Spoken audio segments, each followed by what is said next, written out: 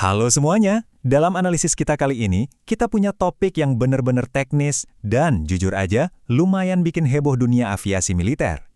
Kita bakal ngebedah laporan terbaru soal dugaan bentrokan di udara antara dua raksasa legendaris. Tapi sebelum kita mulai, saya harus tekanin banget di awal, klaim ini belum terverifikasi secara resmi. Meskipun begitu, implikasi teknis dan strategis dari skenario ini tuh terlalu penting buat dilewatin gitu aja. Jadi, yuk kita bahas. Jadi pertanyaannya gini, beneran nggak sih ini duel udara jarak jauh pertama antara F-16 sama Su-35S? Kalau laporan lokal soal Su-35S Rusia yang sukses ngejatuhin F-16 Ukraina ini nanti beneran terkonfirmasi secara resmi, wah, kita lagi nyaksiin momen yang belum pernah terjadi sebelumnya. Ini bakal jadi catatan sejarah, karena untuk pertama kalinya, dua filosofi jet tempur yang ikonik banget ini bener-bener berhadapan langsung di langit Eropa Timur. Oke, biar gak muter-muter, ini peta bahasan kita hari ini. Kita mulai dari insiden duel jarak jauhnya, lanjut ke beda filosofi F-16 dan Su-35S, terus masuk ke soal dominasi radar, ekosistem udara Rusia, tantangan armada F-16 Ukraina, dan kita tutup sama realitas perang udara modern saat ini. Yuk, langsung aja. Masuk ke bagian pertama, insiden duel jarak jauh. Nah, pemicu dari semua obrolan kita hari ini tuh laporan yang bilang kalau Su-35S berhasil ngelumpuhin sebuah F-16AM di skenario BVR atau Beyond Visual Range. Sekali lagi kita harus tetap objektif dan hati-hati, karena status penjatuhan ini benar-benar belum diverifikasi. Tapi ngesampingin soal bener atau enggaknya insiden spesifik ini hari itu, skenario pertempurannya sendiri tuh jendela paling nyata buat ngasih kita gambaran gimana sih cara kerja perang udara zaman sekarang. Poin utamanya ada di konsep BVR ini. Kalau kalian masih mikir perang udara tuh kayak adegan dogfight di film-film Hollywood di mana pesawat saling kejar dan pilotnya saling tatap-tatapan, well, lupain aja. Di BVR, kalian nggak bakal lihat musuh pakai mata telanjang. Semuanya murni soal adu kuat radar, kepekaan sensor, dan rudal jarak jauh. Ini tuh pertempuran matematika yang kejadian dari jarak puluhan bahkan ratusan kilometer. Ngomongin soal jarak jauh, otomatis kita ngomongin senjatanya kan? Berdasarkan berbagai laporan, ancaman utamanya diduga datang dari keluarga rudal udara ke udara Rusia, kayak R-77 atau malah monster jarak jauhnya, R-37M. Rudal-rudal ini emang dibikin khusus buat skenario BVR. Tujuannya simple, tapi benar-benar mematikan. Ngunci dan ngehajar target dari jarak super ekstrim, jauh sebelum si pilot target sempat nyadar atau ngelakuin manuver menghindar yang berarti.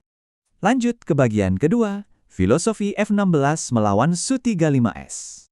Kalau kita bandingin dua pesawat ini, kerasa banget beda kelas dan filosofi desainnya. Su-35S itu ibaratnya kelas berat. Dia monster bermesin ganda, bawa radar raksasa, dan kapasitas bahan bakarnya super besar. Dia ini platform superioritas udara yang dari awal dirancang buat ngeburu jet-jet berat NATO.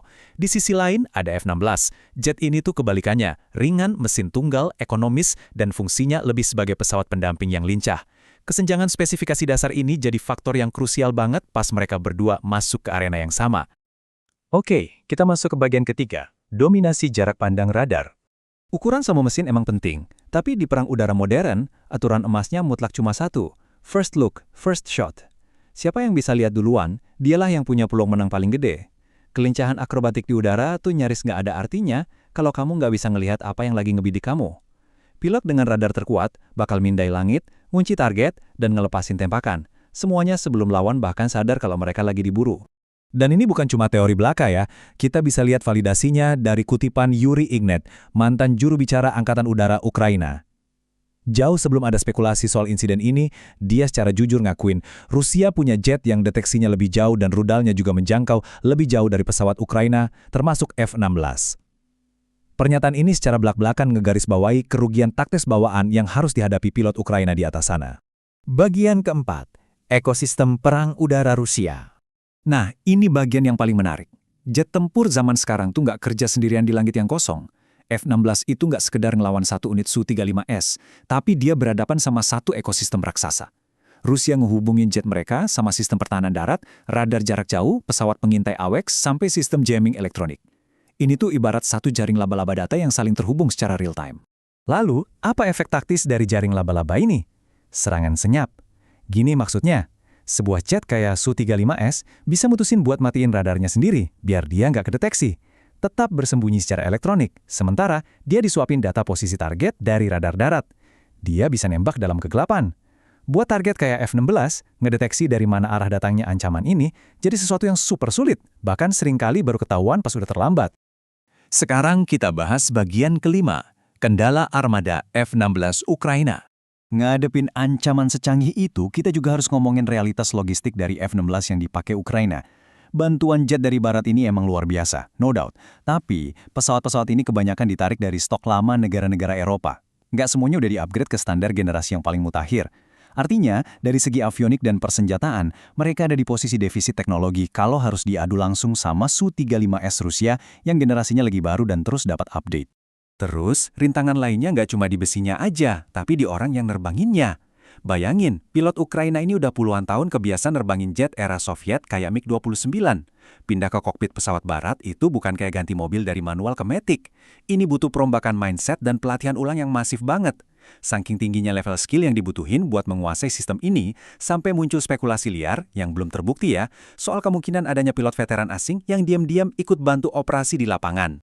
Dan akhirnya, bagian keenam, realitas perang udara modern. Kalau kita tarik semua benang merahnya, kesimpulannya jelas banget. F-16 itu emang pesawat tempur legendaris dengan rekam jejak historis yang fenomenal. Tapi buat menang di pertempuran udara modern saat ini, bawa jet ikonik aja nggak cukup.